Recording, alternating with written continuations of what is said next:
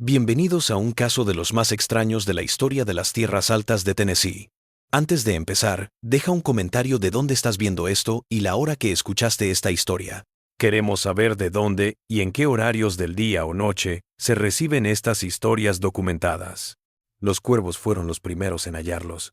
El 17 de octubre de 1921, el sheriff Abram Caldwell y el ayudante Jebediah Morrison treparon por el camino empinado que conducía a Ravens Point, un afloramiento aislado en el extremo oriental de la meseta de Tennessee. El sol de la tarde extendía sombras sobre la mesa mientras se acercaban a la cabaña minera abandonada de Hawthorne.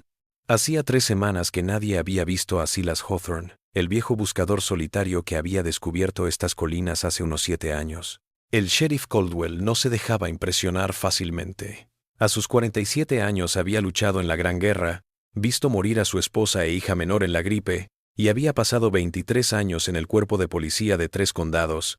Pero al aproximarse a la muda cabaña, encaramada en una cornisa de roca caliza que dominaba la inmensidad del borde de la meseta, incluso él sintió inquietud.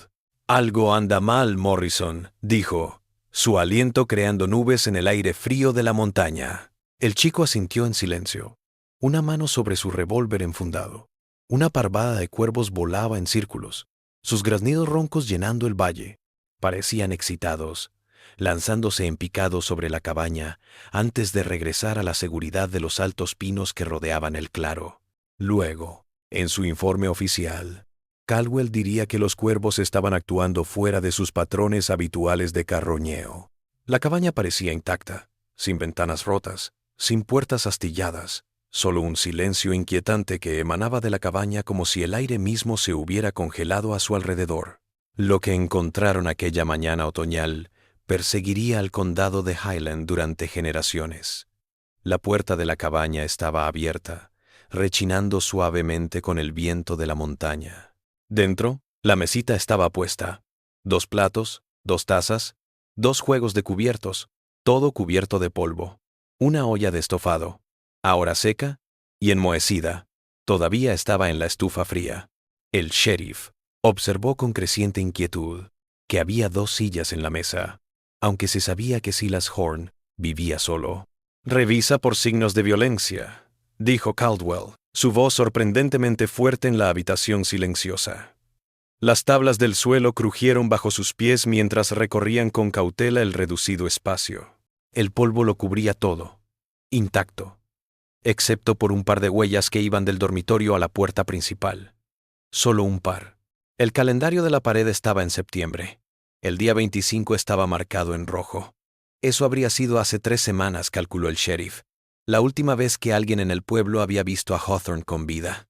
En la esquina, un pequeño escritorio de escritura albergaba una colección de diarios geológicos, mapas locales y cuadernos repletos de la letra meticulosa de Hawthorne. Caldwell hojeó uno, anotando descripciones de depósitos minerales, cuevas y lo que parecían cálculos astronómicos. Una anotación del 12 de agosto de 1921 le llamó la atención. La alineación se acerca. La resonancia se intensifica. Puedo sentirla ahora, incluso de día. Las barreras entre mundos son más delgadas en el pozo oriental, especialmente después del anochecer. Tengo que hacer el patrón de contención antes de que termine. El dormitorio reveló más excentricidades. La cama estaba hecha con las esquinas como en un hospital, limpia, sin tocar. Un diario de cuero estaba abierto en un pequeño escritorio junto a la ventana. La última anotación, del 25 de septiembre de 1921, mostraba una letra que, habitualmente cuidada como puede comprobarse en otros documentos localizados en el lugar, se tornaba cada vez más errática en esta última página. «Lo oigo de nuevo esta noche», leyó Caldwell en voz alta, mientras Morrison miraba por encima de su hombro, rasgando en las paredes. «Las sombras en la cresta oriental se alargan. Sabe que lo he encontrado. La entrada es más profunda de lo que decían los archivos de la empresa, pero lo que encontré en el pozo inferior no tiene explicación geológica. El aire ahí abajo huele a cobre y a arrepentimiento». Morrison se estremeció a pesar del grueso abrigo. «¿Qué dice, sheriff?» Caldwell cerró el diario. El hombre era una especie de científico, instruido, no fantasioso, por lo que entiendo. Esto no suena a un hombre escribiendo tonterías. Siguió inspeccionando la habitación. Sobre la mesita de noche había un reloj de bolsillo de latón que aún funcionaba. Un vaso de agua, a medias evaporado, había dejado un anillo de sedimentos minerales en el cristal. Un par de gafas de alambre dobladas descansaban al lado de una copia muy gastada de Theory of the Earth de James Hutton, la piedra angular de la ciencia geológica. No había rastro de violencia en la cabaña, ni sangre, ni lucha. Solo el silencio de un lugar abandonado a toda prisa. «Sheriff», Morrison llamó desde la sala principal. «Tiene que ver esto». Caldwell volvió y halló al asistente arrodillado junto al hogar, sus dedos hurgando en una tabla suelta del suelo. «Hay algo ahí abajo». Juntos, movieron algunas tablas, dejando al descubierto un pequeño hueco bajo el suelo. En el interior, un cofre cerrado con llave de madera oscura y barnizada con herrajes de latón. La cerradura no era un candado normal, sino una especie de astrolabio con anillos concéntricos que debían alinearse de cierta manera. Caldwell lo observó un momento. Luego, buscó el diario que habían encontrado, y al hojearlo, encontró un diagrama que coincidía con la forma de la cerradura. En minutos, abrió el cofre. Lo que más desconcertó a las autoridades fue la variedad de objetos extraños encontrados en este cofre sellado debajo de las tablas del suelo. 7 pequeños espejos colocados en una configuración extraña dentro de una caja forrada de terciopelo, una colección de especímenes geológicos desconocidos en la zona, y lo más inquietante, una serie de placas fotográficas que parecían mostrar el mismo tramo de bosque en diferentes momentos, pero con diferencias sutiles y perturbadoras en cada imagen que desafiaban toda explicación. «¿Qué demonios estamos mirando?», murmuró el asistente Morrison, sosteniendo una de las placas fotográficas a la luz de la ventana de la cabaña. Caldwell negó con la cabeza. «No sé, pero creo que deberíamos echar un vistazo a ese pozo de mina del que habla Hawthorne en su diario». El misterio se inició cuando siguieron más allá de la cabaña, al viejo pozo de mina abandonado que una vez había sido propiedad de la Cumberland Mining Corporation. La mina había cerrado en 1915, tras una serie de accidentes inexplicables. Silas Hawthorne había adquirido la reclamación en una subasta por una cantidad ridículamente baja. El sendero hacia la boca de la mina serpenteaba entre robles centenarios, cuyas ramas retorcidas parecían dedos artríticos. Morrison observó que el bosque se quedaba extrañamente callado a medida que se acercaban, sin canto de pájaros, sin ruido de bestias en la maleza. La boca del pozo había sido sellada metódicamente, no derrumbada o abandonada como prescribían las prácticas mineras, sino bloqueada con capas alternas de madera, piedra y lo que el análisis de laboratorio revelaría después, una mezcla de cemento, arcilla local y compuestos minerales extraños no empleados en las minas de la época. «Esto no es un procedimiento estándar», dijo Caldwell, frotando la entrada sellada. «Las mineras deben derrumbar la entrada, o por lo menos sellarla con avisos de peligro. Esto es». Hizo una pausa, buscando la palabra adecuada. «Intencional», como si intentara retener algo, no solo mantener alejado. Lo más extraño de todo, alguien había grabado un diseño geométrico perfecto a través de la entrada sellada. Una serie de ángulos y curvas entrelazadas que creaban una ilusión de profundidad. Algunos asistentes informaron dolores de cabeza y confusión tras mirar el diseño durante mucho tiempo. Morrison observó la escultura, fascinado. «Casi parece moverse cuando no lo miras», susurró, como si se estuviera transformando. Caldwell sujetó el brazo de su asistente, apartando la vista del diseño. «No te fijes en él», dijo el padre a su hijo. «Regresemos al pueblo e informemos. Tendremos que traer un equipo más grande aquí mañana para grabarlo todo adecuadamente». Mientras se alistaban para partir, Caldwell advirtió algo grabado en la piedra al lado de la puerta sellada. Una serie de fechas. La más reciente, 25 de septiembre de 1921. La última anotación del diario de Hawthorne. Junto a cada fecha había un símbolo parecido a una notación astronómica para una alineación planetaria. El regreso al pueblo fue silencioso. Ambos hombres estaban perdidos en sus pensamientos. El sol se ponía tras la cresta occidental del borde de la mesa, arrojando sombras alargadas sobre el camino serpenteante. 2 veces Morrison creyó oír pasos en el bosque, paralelos a su camino, pero cuando se detuvieron a escuchar, solo el silencio les respondió. De vuelta en el pueblo, Caldwell se puso a investigar más a fondo sobre Silas Hawthorne y la mina abandonada. Una búsqueda en los registros del condado descubrió algunas discrepancias preocupantes. La Cumberland Mining Corporation ni siquiera estaba registrada en Ravens Point, pero la gente local juraba que estaba allí. Los mapas topográficos de 1910 no tenían ninguna entrada de mina donde obviamente había una. Lo más extraño de todo, los papeles de propiedad de Silas Hawthorne mostraban que la propiedad había sido comprada en 1898, más de 20 años antes de que alguien pudiera recordarlo llegar. Y cuando solo tenía 11 años, según su certificado de nacimiento. Estos registros no tienen sentido, le susurró Caldwell al secretario del condado, Ezekiel Pendleton, un hombre delgado y con gafas que ampliaban su ya apariencia de lechuza. Eso no es tan raro, respondió Pendleton, sacando otro archivo de su gabinete. Me tomé la libertad de verificar las escrituras de toda esa cresta. La tierra fue vendida y revendida 6 veces entre 1880 y 1915, pero el precio no hizo sino descender. Se abrió en $200 y Hawthorne la compró por 37. Es como regalarla, con una mina en producción en la propiedad. ¿Por qué continuaría cayendo el precio?, preguntó Morrison. Pendleton se encogió de hombros. Todos los dueños anteriores la dejaron a los 2 años de haberla comprado. No hay razón en los archivos, simplemente se fueron de su inversión. La jefa de correos local, Meredith Holbrook, les dio la única pista sólida sobre el hombre desaparecido. Silas había llegado en la primavera de 1914, recordó, un hombre elocuente con aires académicos, que recibía cartas de universidades y sociedades geológicas. Era reservado, pero siempre cortés en sus visitas ocasionales al pueblo por provisiones. No es lo que esperarías de un minero, le dijo Holbrook al sheriff Caldwell mientras se sentaban en su desordenada oficina trasera en la oficina de correos.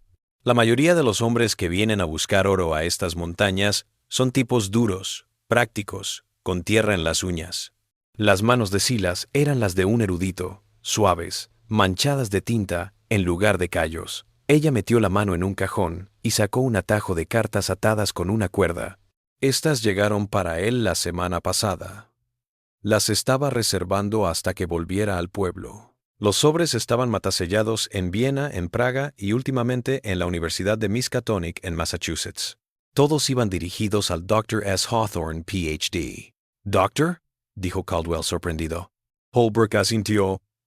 Geología y algo llamado física teórica, lo que sea que eso sea, dijo una vez que había dado clases en una universidad del este antes de venir aquí.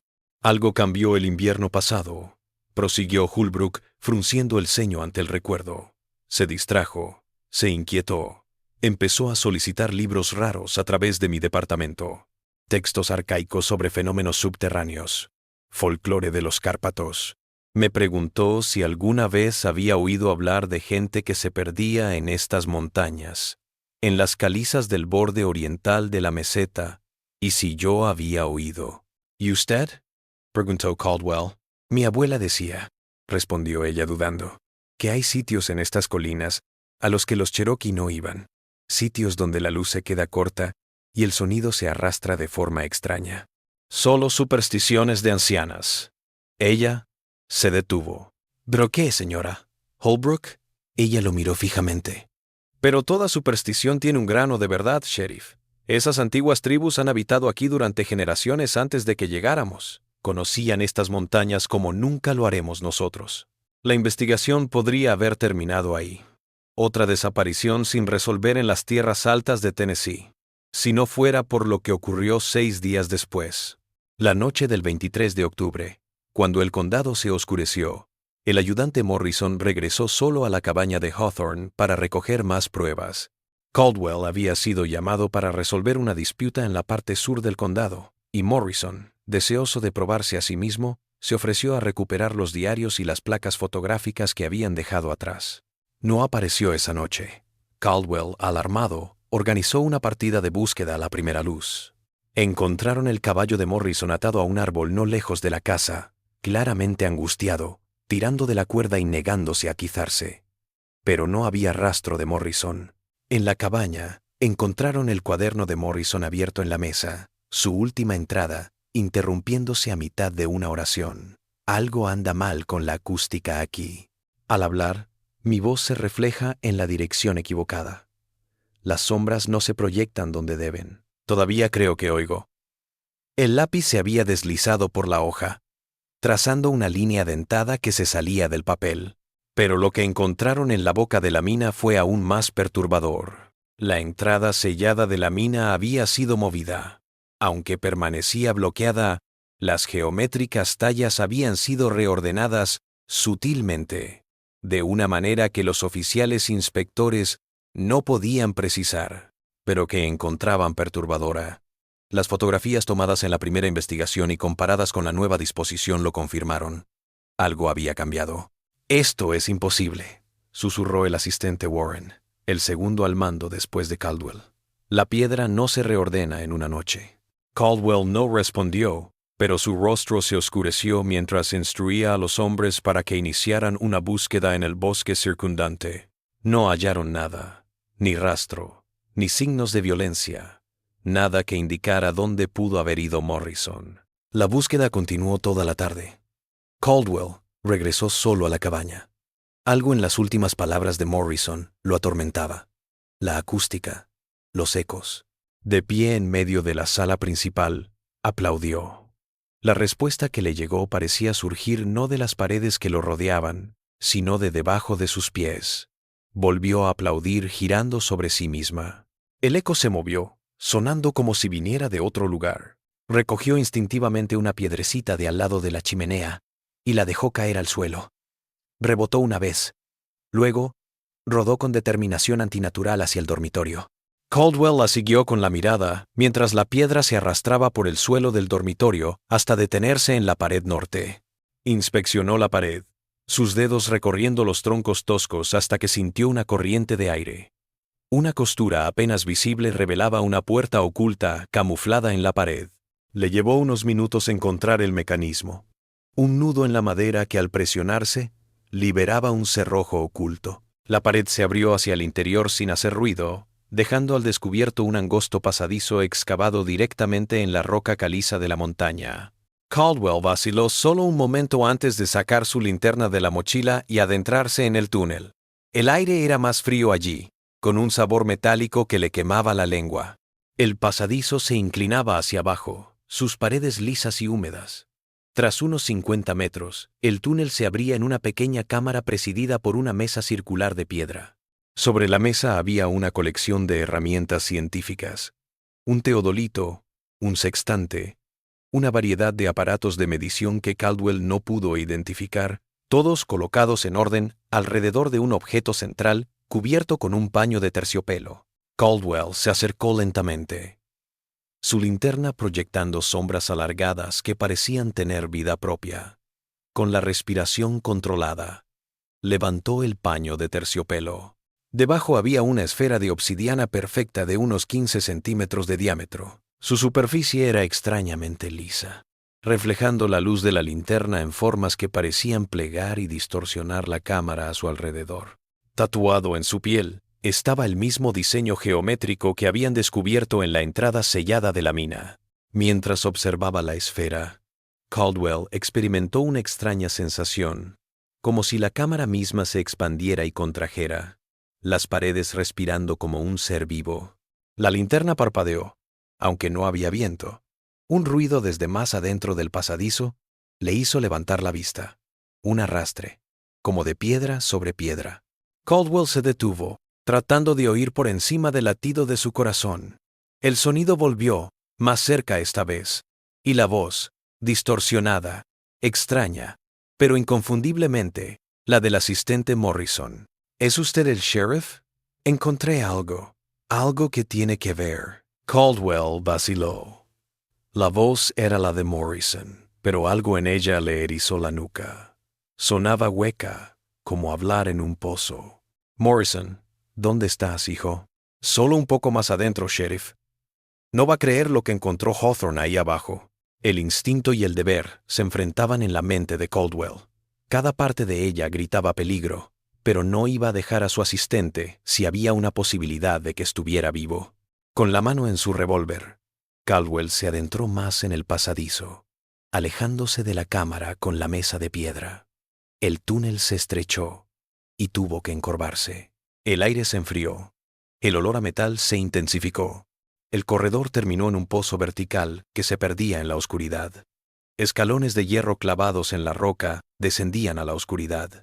Desde muy abajo llegó un sonido tenue y rítmico, como maquinaria lejana o un latido gigantesco. ¡Morrison!, gritó Caldwell. Su voz sonó extraña en el espacio cerrado. No hubo respuesta, pero al dirigir su linterna hacia el pozo, la luz se reflejó en algo metálico en uno de los escalones, a unos 6 metros de profundidad. La placa de ayudante de Morrison, todavía sujeta a un fragmento de su uniforme. Caldwell observó la oscuridad un momento y luego, lentamente se alejó del pozo. Volvió a la cámara con la mesa de piedra, cubrió la esfera de obsidiana con el paño de terciopelo y deshizo sus pasos hasta la cabaña. Afuera, la partida de búsqueda volvía del bosque, sus rostros diciendo que no habían encontrado nada. Caldwell los reunió. «Quiero que asegure toda esta área», ordenó.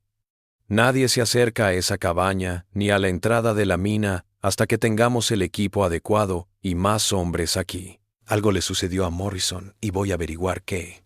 El sheriff Caldwell ordenó una búsqueda en la mina. Se consultaron los registros del condado para conocer su historial operativo. Lo que descubrieron solo hizo que el enigma se profundizara. La Cumberland Mining Corporation había existido, pero se había disuelto en 1887, mucho antes de que la mina en Ravens Point supuestamente estuviera en funcionamiento. Además, los informes geológicos de 1902 no hacían referencia a yacimientos minerales de importancia en el área que justificaran la minería. «Entonces, ¿quién cavó la mina?», preguntó el asistente Warren mientras revisaban los registros en la oficina de Caldwell. «¿Y qué buscaban si no eran minerales?». «Eso es lo que tenemos que descubrir», respondió Caldwell, su rostro serio. No le había dicho a nadie sobre el túnel secreto ni sobre lo que había descubierto al final. Algo le dijo que compartir ese conocimiento solo traería más desapariciones.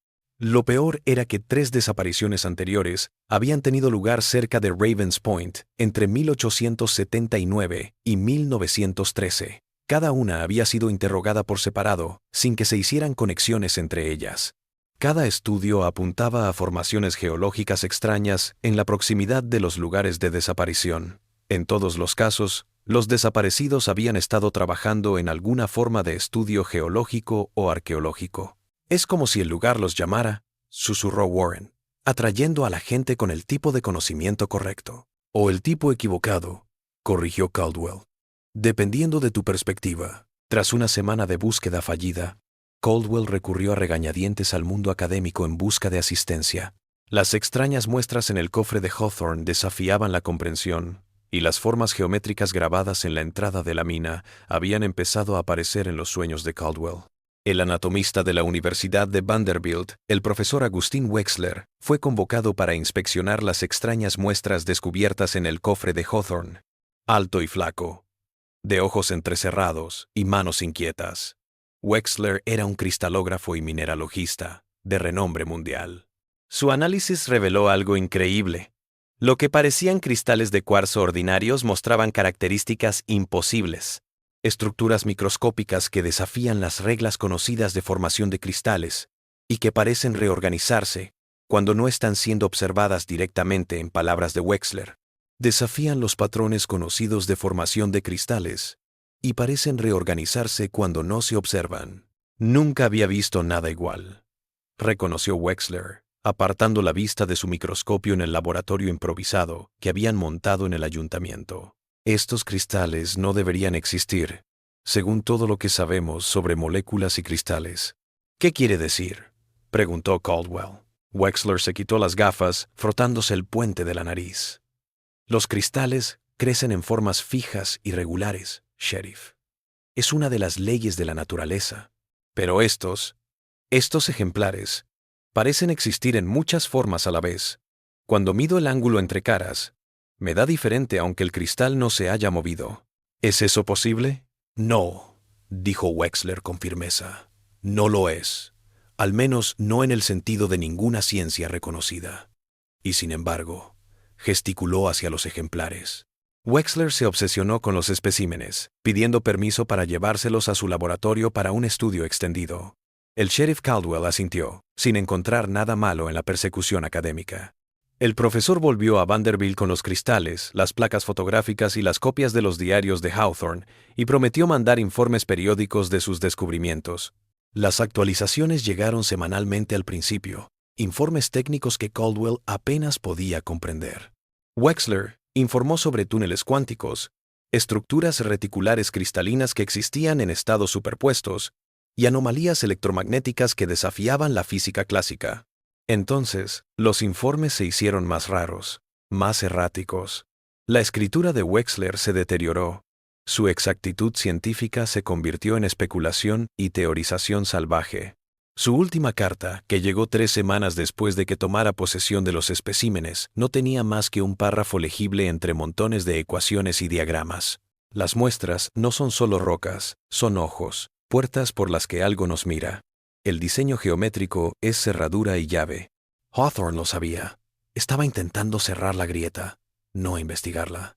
Crucé sus cálculos astronómicos con desapariciones históricas en el límite oriental de la meseta. El patrón es inconfundible. Vuelve, sheriff, el adelgazamiento. Apenas tenemos tiempo para prepararnos. Ansioso, Caldwell telegrafió a Vanderbilt preguntando por el progreso del profesor. La respuesta fue alarmante. Wexler no había sido visto en el campus en 3 días. Se había encerrado en su laboratorio tras un comportamiento cada vez más errático que había alarmado a sus compañeros. Caldwell voló a Nashville y llegó a la universidad para descubrir que la policía del campus ya había irrumpido en el laboratorio de Wexler después de que se informara de ruidos extraños y luz inusual proveniente del interior. El laboratorio estaba vacío. Sus amplias notas sobre los especímenes perdidas. Los especímenes habían sido devueltos a su caja forrada de terciopelo con una nota manuscrita que decía: «Se extiende por debajo de todo. Lo que tocamos como sólido no es más que una superficie que envuelve algo mayor. Voy a ver a Hawthorne». Wexler nunca fue encontrado. La única pista de su paradero fue un telegrama que envió la noche anterior de su desaparición al jefe de su departamento. Los ángulos están mal, todos ellos. ¿Cómo nunca lo notamos? Están entrando. Diga a Caldwell: «Sell el pozo. Use el patrón». Para diciembre de 1921, la investigación se había enfriado. No había señales de Silas Hawthorne, el asistente Morrison o el profesor Wexler. El sheriff Caldwell, cada vez más inquieto, mandó sellar la cabaña y reforzar la entrada de la mina con más madera. Entregó las pruebas recogidas, el diario, las fotografías, la caja de espejos, a los archivos del condado. Pero en secreto volvió a Ravens Point una última vez, solo. Cargando una mezcla de cemento, arcilla local y los compuestos minerales descritos en las notas de Hawthorne, descendió al pasadizo oculto bajo la cabaña. En el pozo vertical, recreó fielmente el diseño de la entrada de la mina y lo grabó en un sello de cemento con el que selló el pozo por completo. Mientras trabajaba, no podía quitarse de la cabeza la idea de que algo lo observaba desde abajo, desde la oscuridad, algo enorme y paciente y completamente ajeno a la humanidad. El trabajo llevó horas, y la noche había llegado cuando salió de la cabaña. Las estrellas en el cielo parecían más intensas de lo normal, sus constelaciones distorsionadas como si las propias constelaciones se hubieran movido mientras trabajaba bajo tierra. El invierno de 1921 hasta 1922 trajo nevadas sin precedentes a las montañas altas de Tennessee. Cuando llegó la primavera, el sheriff Caldwell preparó una última expedición a Ravens Point. Lo que encontraron desafió la comprensión. La cabaña seguía intacta, cerrada como la habían dejado, pero la boca de la mina había cambiado más de lo que la naturaleza podía hacer. La barricada bien erigida no había sido rota ni retirada, sino tragada por la roca la montaña misma. Parecía haberse tragado la estructura artificial. Las tallas geométricas aún estaban allí, pero ahora parecían parte de la roca natural, en lugar de algo grabado en ella. Aún más perturbador, las grabaciones de sonido mostraron que los ruidos realizados justo frente a la entrada sellada no generaban eco, como si el sonido se estuviera canalizando a otra parte. «Es como si la montaña estuviera vacía», notó el ayudante Warren en un susurro. «O como si el sonido se alejara», dijo Caldwell en voz baja. No le había dicho a nadie sobre el túnel debajo de la cabaña, ni sobre el pozo vertical que había sellado. Algunas cargas eran demasiado pesadas para compartirlas. El sheriff Caldwell hizo algo polémico. Cerró toda la investigación como sin resolver y selló los archivos. El condado adquirió Ravens Point en secreto a través de medios legales y la declaró peligrosa, cerrándola al público durante décadas. El caso quedó archivado en el condado, susurrado solo entre los más viejos del condado de Highland. Caldwell se había retirado de la policía en 1935 y se había retirado a una pequeña granja en la parte más occidental del condado, lo más lejos que podía llegar de Ravens Point y permanecer en la zona. Sus entradas de diario de este tiempo, halladas tras su muerte, revelan a alguien atormentado por lo que había descubierto.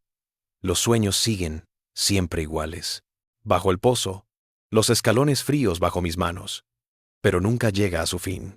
Bajé durante lo que parecieron horas, la oscuridad cerrándose a mi alrededor, el aire espesándose con cada paso, y siempre, al límite de la audición, ese sonido rítmico no es una máquina, como creía al principio, es algo vivo, algo enorme, algo que espera.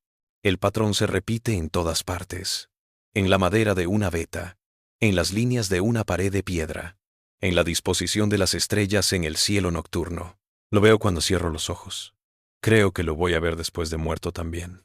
En sus últimos años, Caldwell se aisló cada vez más, rehusando visitas y saliendo poco de su granja. La única excepción era una peregrinación anual a Ravens Point en el aniversario de las desapariciones, donde los lugareños dijeron que vieron al viejo sheriff montando guardia en la entrada sellada de la mina, desde el amanecer hasta el anochecer. Tras su muerte en 1936, el caso Hawthorne se desvaneció de la memoria pública. Otra pieza del folclore local, una historia para asustar a los niños y entretener a los turistas. Y así fue hasta 1957, cuando el profesor de historia Josiah Lambert de la Universidad de Tennessee tropezó con los materiales de archivo mientras investigaba la historia minera del margen oriental de la meseta. Su interés académico se encendió. Lambert se dirigió a Ravens Point, ahora abandonado, pasando por alto las señales de prohibido el paso. Lambert era un estudioso sistemático, un investigador cuidadoso, desconfiado de las explicaciones sobrenaturales. Su interés original en el caso Hawthorne era histórico, un ejemplo de las prácticas mineras de principios del siglo XX y su efecto en las comunidades rurales. Lo que descubrió en Ravens Point lo convirtió de escéptico en creyente, en la única entrevista que dio antes de desaparecer él mismo. Lo que descubrió Lambert era a la vez sutil y profundamente erróneo. La geografía del lugar se había transformado. Las distancias entre los puntos de referencia ya no coincidían con los mapas de levantamiento. La ubicación de ciertos elementos, árboles, rocas, los restos de los cimientos de la cabaña, parecía moverse en relación unos con otros, creando un efecto desorientador que describió como un espacio que se niega a ser medido o mapeado. Era como intentar caminar en una habitación donde el suelo está inclinado, dijo Lambert al periódico local. Tus sentidos te engañan, pero la realidad se niega a obedecer. Medí la distancia entre los cimientos de la cabaña y la entrada sellada de la mina.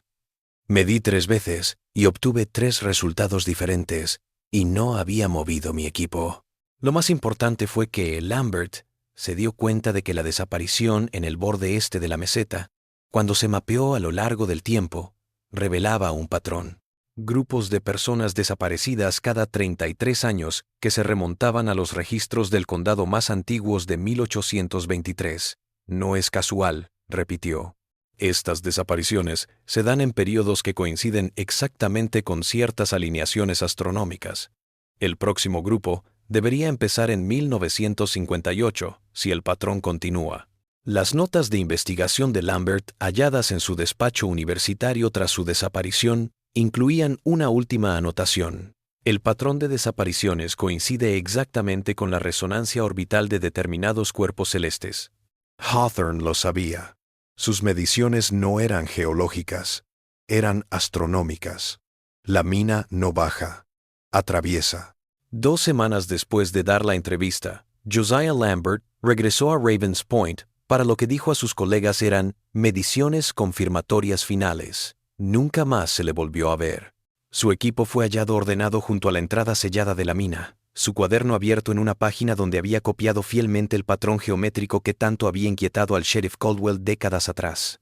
La desaparición de Lambert reavivó el caso Hawthorne.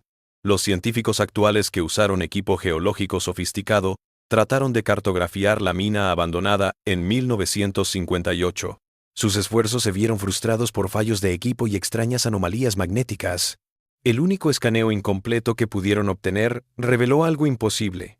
El pozo de la mina parecía reconfigurarse entre intentos de escaneo distintos, como si la propia montaña estuviera viva y cambiante en su interior. El Dr. Raymond Carter, geólogo jefe de la expedición, lo describió en sus notas de campo. Hacemos escaneos idénticos desde la misma posición a las 6 y a las 18 horas. Los resultados deberían haber sido los mismos. No lo eran. El primer escaneo reveló un pozo vertical que descendía unos 60 metros antes de abrirse a una gran cámara. El segundo escaneo reveló el mismo pozo descendiendo en un ángulo de 45 grados por 40 metros antes de dividirse en varios túneles más pequeños. Ningún proceso natural ni artificial podría haber reconfigurado así el planeta en 12 horas.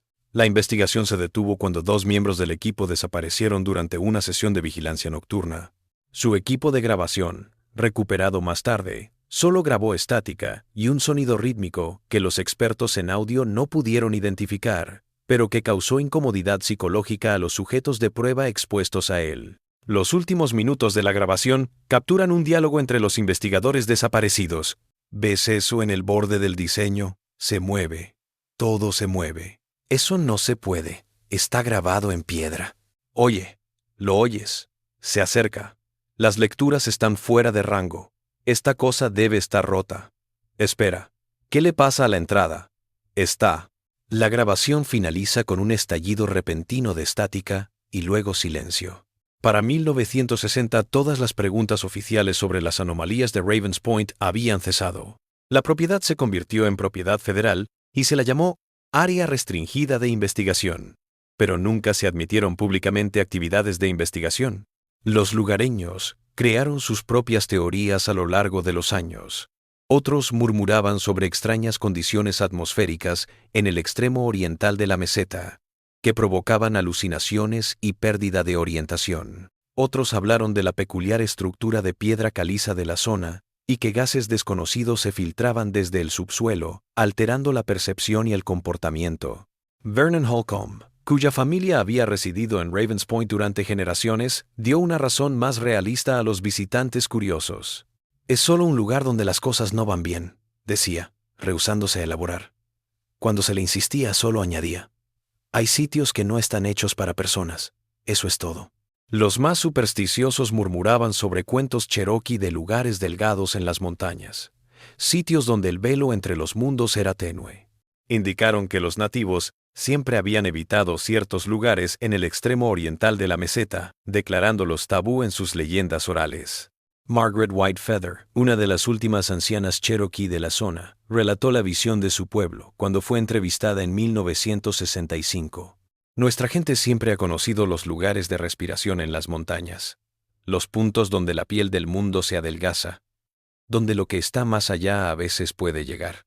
Los colonos nunca nos escucharon cuando se lo advertimos. Edificaron sus casas y abrieron sus minas en sitios que debieron haber dejado en paz. Rompieron sellos que nunca debieron romperse. Cuando le preguntaron qué había más allá de estos lugares delgados, Whitefeather respondió enigmáticamente: no todos los espacios son el mismo tipo de espacio. No todos los tiempos corren en la misma dirección. Existen ángulos y geometrías que la mente humana no fue diseñada para entender. Ir allí es pedir la locura. En 1967, un artículo geológico escrito por la Dra. Elizabeth Vance sugirió que algunas formaciones extrañas en las tierras altas de Tennessee mostraban características compatibles con la geometría no euclidiana. Espacios que parecen seguir las reglas habituales en 3 dimensiones, pero que en realidad tienen desviaciones sutiles que se acumulan con la distancia. Su artículo fue ampliamente rechazado por la comunidad científica, pero atrajo un culto de seguidores entre físicos teóricos e investigadores paranormales. La Dra. Vance desapareció en una investigación de campo en 1969. Su último mensaje fue un telegrama a la jefa de su departamento que decía: Hawthorne tenía razón. Los ángulos están mal. No sigan. Su desaparición coincidió con un temblor menor al oriente de la meseta, justo en Ravens Point. Los sismólogos observaron cosas extrañas en los datos sísmicos, patrones de armónicos y resonancia que indicaban que el terremoto no se había producido en el subsuelo, como es habitual, sino que se había propagado desde la superficie hacia abajo. Lo que hace más perturbador el caso Hawthorne no son solo las desapariciones, sino el cambio que sufrieron quienes lo investigaron. Los archivos del condado muestran que el sheriff Caldwell se volvió más reservado tras el caso de 1922. Las entradas de su diario, encontradas tras su muerte en 1936, revelan a alguien atormentado por visiones de espacios que se doblan sobre sí mismos y voces que susurran desde todas partes y desde ninguna. Se vieron cambios psicológicos similares en otros que pasaron tiempo investigando las anomalías de Ravens Point. Los compañeros de la Universidad de Tennessee observaron cómo el profesor Lambert se volvía cada vez más paranoico en las semanas previas a su desaparición, con su obsesión por evitar ciertas configuraciones geométricas, su manía de cubrir todos los espejos de su oficina y su necesidad de medir ángulos y distancias. El doctor Carter, tras el fallido estudio geológico de 1958, dimitió y se retiró a un monasterio de Nuevo México, donde pasó sus años restantes creando mándalas en la arena que, al parecer, se parecían mucho a las tallas de la entrada de la mina. La evidencia fotográfica de la investigación inicial muestra otro lado inquietante del caso. El examen actual de las imágenes en el cofre de Hawthorne no muestra evidencia de manipulación o doble exposición, pero cada fotograma sucesivo de la misma escena forestal tiene cambios sutiles que deberían ser imposibles. Los árboles se mueven. Las rocas cambian de forma de una foto a otra. En la última fotografía, se puede apreciar una figura humana al borde del encuadre, demasiado borrosa como para reconocerla, pero en una postura que, según los peritos forenses en fotografía, necesitaría que alguien se mantuviera de pie en un ángulo imposible. Es como si la persona fuera perpendicular a la gravedad, explicó el doctor Samuel Harrison, un analista forense de fotografía que estudió las imágenes en 1972. El cuerpo humano no puede sostenerse en esa postura sin caer. En 1989, al renovar el Palacio de Justicia del Condado, los trabajadores descubrieron un compartimento secreto en la antigua oficina del sheriff Caldwell. En su interior había una caja de metal sellada que contenía solo una cosa: un mapa dibujado a mano del extremo oriental de la meseta de Highland, con Ravens Point en el centro.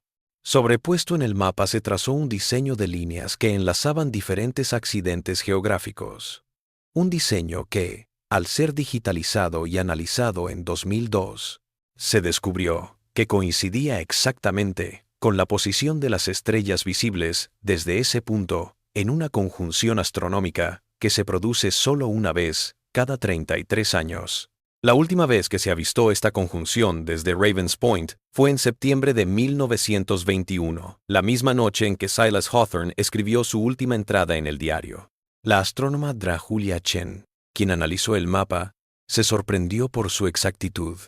Estas formaciones son hiperespecíficas. La posibilidad de que alguien casualmente dibuje algo que se ajuste tanto a estas constelaciones en particular es prácticamente nula. Caldwell debió haber tenido acceso a información astronómica o a instrumentos que no habrían sido frecuentes en las áreas rurales de Tennessee en la década de 1920. Aún más intrigante fue lo que la Dra. Chen de que la alineación estelar ni siquiera debería haber estado en Ravens Point. Las montañas al este deberían haber ocultado algunas estrellas importantes. Es como si estuviera mirando desde un lugar un poco diferente, dijo, un lugar en el que la Tierra misma se viera diferente. ¿Qué pasó en Ravens Point? Todo apunta a que Silas Hawthorne encontró algo en la mina abandonada que cambió su percepción de la realidad. Su diario y su correspondencia en clave revelan que pensaba que el límite oriental de la meseta albergaba puntos de tránsito en los que las leyes del espacio mismo estaban en juego.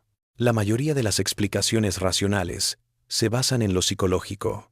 El aislamiento de la cabaña minera y la posible exposición a minerales o gases desconocidos podrían haber provocado alucinaciones y paranoia en Hawthorne y en quienes luego buscaron su desaparición. Pero eso no explica la evidencia física.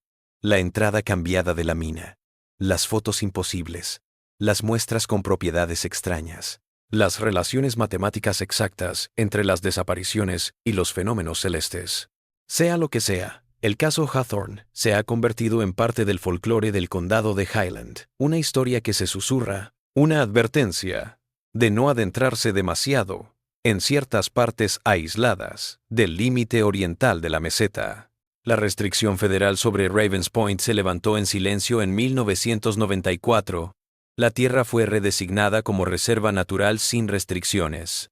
Los caminos de senderismo se acercan ahora a menos de 1 kilómetro del antiguo emplazamiento minero, aunque la posición precisa no se encuentra señalizada en ningún mapa. El guardaparques Davis Mitchell, que ha patrullado la zona durante más de 2 décadas, reconoce que desvía a los excursionistas de ciertas partes de la reserva. No hay nada inherentemente peligroso en esa cresta, aclara, ni terreno inestable, ni depredadores, nada de eso. Pero hemos tenido demasiados incidentes a lo largo de los años. Excursionistas perdidos a pesar de tener brújulas y GPS, fallos de equipo inexplicables, gente que jura haber oído sonidos extraños o visto distorsiones visuales. Es más sencillo aconsejar los caminos occidentales. Los guías locales se niegan a llevar turistas al lugar. Cuentan de extrañas alteraciones en la brújula en la zona, baterías que se agotan sin explicación, y la constante sensación de ser observado que experimentan incluso los más escépticos. Hannah Rivers, propietaria de una empresa de turismo en los límites orientales de la meseta, es pragmática en su negativa a aventurarse cerca de Ravens Point. Soy una mujer pragmática, dice. No creo en fantasmas ni monstruos, pero he estado guiando en estas montañas durante 30 años y sé cuando un lugar no está bien. Esa cresta tiene algo malvado que no puedo explicar científicamente. El aire es más pesado allí, los sonidos se arrastran, y no importa cuántas veces vaya, los caminos nunca me llevan a donde creo que van. Tal vez lo más revelador sea lo que ocurrió en 2014, cuando se llevó a cabo un estudio geológico de rutina del borde oriental de la meseta en el marco de un estudio de impacto ambiental. El informe del equipo de estudio deja fuera un área circular de unos 3 kilómetros de diámetro centrada en la antigua mina de Ravens Point. Cuando se les preguntó, el equipo solo dijo que los instrumentos fallaron en ese sector y no se pudieron recoger datos utilizables. Pero sus notas de campo revelan una enigmática anotación. El lugar tiene características acústicas extrañas. El sonido no se propaga como esperamos. Se sugiere un estudio de seguimiento exhaustivo. Nunca se hizo un estudio de seguimiento. En 2016, un equipo de cazafantasmas aficionados intentó grabar las supuestas anomalías en Ravens Point. Equipados con cámaras, detectores de campo electromagnético y grabadoras de audio, pasaron la noche en la cima, cerca del lugar donde se cree que estaba la cabaña de Hawthorne. Las imágenes que grabaron no mostraron nada interesante en las primeras horas. Las imágenes habituales del bosque, las lecturas de la instrumentación dentro de rangos normales, los científicos midiendo y hablando de folclore local. Pero a las 2:17 am, algo se transforma. La grabación de audio registra un sonido rítmico de baja frecuencia en el límite de la audibilidad humana. Las cámaras captan distorsiones visuales, primero leves, luego cada vez más intensas. Las líneas rectas del bosque, como los troncos de los árboles, se curvan en ángulos imposibles cuando se miran de reojo, solo para enderezarse al mirarlas directamente. Los últimos 30 minutos se desatan en una serie de escenas cada vez más confusas. Los patrones del habla de los investigadores se vuelven erráticos, comienzan a informar de movimiento en la periferia de la visión y espacios entre los árboles que no están bien. Un científico se obsesiona con medir los ángulos entre los árboles con una precisión cada vez más frenética. La grabación se corta a las 3:04 am. Los 4 exploradores fueron hallados la mañana siguiente, vivos pero desorientados, a 8 kilómetros de su campamento, sin recordar cómo habían llegado hasta allí, ni lo que había sucedido después de medianoche. Su equipo apareció perfectamente alineado en una formación geométrica que ninguno de ellos recordaba haber hecho. El último avance en este enigma sin resolver se produjo en 2018, cuando un excursionista descubrió un antiguo diario de cuero encajado en una grieta de roca cerca del lugar aproximado de la cabaña de Hawthorne. Cuando la policía acudió a la denuncia, el periódico había desaparecido y el excursionista no pudo recordar el lugar preciso en el que lo había hallado, pero alcanzó a tomarle una foto con su celular antes de que el diario se desvaneciera. La página está en blanco, salvo por una frase, escrita con letra cuidada. Tomamos la dirección equivocada. No está abajo, está al lado. La fotografía en sí es otra rareza en el caso. En el teléfono original se ve bien, pero al pasarlo a cualquier otro dispositivo, se ve solo una hoja en blanco. El excursionista Marcus Delaney, estudiante de posgrado en geología de la Universidad de Tennessee, dijo que tuvo sueños extraños durante las semanas posteriores al hallazgo. Sigo viendo el mismo patrón una y otra vez. Es como un mapa, pero no de la Tierra. Los ángulos no tienen sentido. Deberían sumar 180 grados, pero no lo hacen. Y hay algo en el sueño, algo grande y paciente que mira desde lugares que no puedo ver. Delaney finalmente dejó la escuela y se mudó a Arizona, lo más lejos que pudo llegar de las tierras altas de Tennessee. Solo necesito un lugar plano, dijo a sus amigos preocupados. Un lugar con ángulos rectos y geometría predecible. Como muchos enigmas históricos de las montañas de Tennessee, lo que ocurrió en Ravens Point en otoño de 1921 nunca se sabrá con certeza. Las desapariciones de Silas Hawthorne, el agente Morrison, el profesor Wexler y los demás que fueron tras ellos siguen sin resolverse. Tal vez sea para lo mejor. Ciertos enigmas, como anotó el sheriff Caldwell en su última entrada de diario antes de jubilarse en 1935, no deben resolverse, sino contenerse. Algo de conocimiento no se ha perdido. Está en cuarentena. El borde oriental de la meseta sigue atrayendo a excursionistas, amantes de la naturaleza y algún que otro curioso. La mayoría recorre sin problemas los bosques centenarios y las rocas calizas, pero los lugareños aún avisan que no se aventuren fuera del camino al caer la tarde, y menos aún donde los ángulos del terreno comienzan a girarse. Y recomiendan, con mortal gravedad, que si alguna vez te hallas en los confines de la meseta y te parece que te observan desde puntos cardinales imposibles, no mires mucho tiempo las sombras bajo los árboles, no sigas la fuente de ecos imposibles y, sobre todo, no intentes cartografiar lo que no debe ser cartografiado, porque algunas fronteras no están ahí para mantenernos fuera, sino para mantener algo dentro. Quienes respetan estos límites regresan de las montañas con nada más que bellas fotografías y buenos recuerdos. Los que no, bueno, desaparecen en otra nota al pie en la extraña historia de las tierras altas de Tennessee. Una historia que, como la mina de Ravens Point, va más allá de lo que la mayoría imagina. Cada 33 años, las estrellas se alinean en una determinada posición que puede ser observada desde ciertos lugares del extremo oriental de la meseta. La próxima alineación así será en 2023. Las autoridades locales ya informan de un aumento de excursionistas desaparecidos y extraños fallos de equipo cerca de Ravens Point. El diseño geométrico grabado por Silas Hawthorne, la primera vez, sigue manifestándose en arboledas, en rocas alineadas en lechos de arroyos, en bandadas de pájaros que giran sobre la cresta al anochecer, como si algo se estuviera gestando, esperando, revelándose. El borde se acerca de nuevo. Los ángulos se mueven. Las distancias se comprimen, y en la oscuridad del pozo de mina sellado, algo escucha los pasos arriba.